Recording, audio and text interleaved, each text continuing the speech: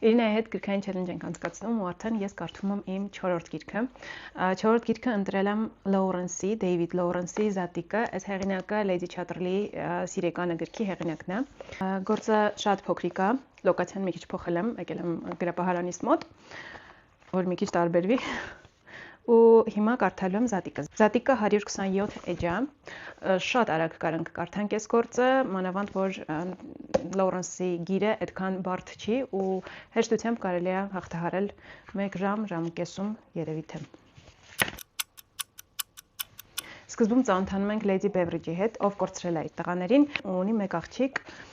ու գնում է իր մոտ հյուր։ Կարդացել եմ արդեն 20 էջ։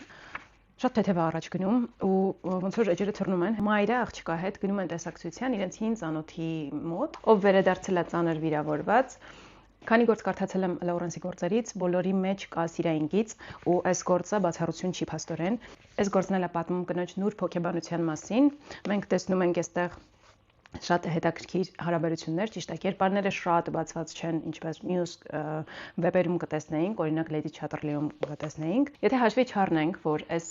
գործի մեջ բարձրացվում են այն հարցերը, որոնք այն ժամանակ կարևոր էին մարդկանց համար, սա կարելի է դիտել որպես սիրային վեպ ու հանգիստ կարող եք վերցնել ծովափում կարդալ։ Ես կարդացի այս գործը 1 ժամում, շատ արագ, այնպես չի, որ հետաքրքիր չէր, բայց այսպիսի փոքր գրքի համար այն զգացմունքայինությունը, ինչ տալիս է հեղինակը, բավականին բարձր էր։ Ես ստացա այն, ինչ սպասում էի ես հեղինակից ու ինձ թվում է հաջորդը կկարդամ հենց նույն հեղինակի Աղվեսը։ Ինձ դուր եկավ, ես հեղինակին ծանոթ էի, կարդացել եմ էլի գործեր ու հասկանում էի ինչ կարելի է սպասել այս հեղինակից։ Դրա համար իմ սպասումները արդարացվեցին։ Իսկ դուք սպասեք հաջորդ գրքի վլոգին, որը կլինի հենց վաղը։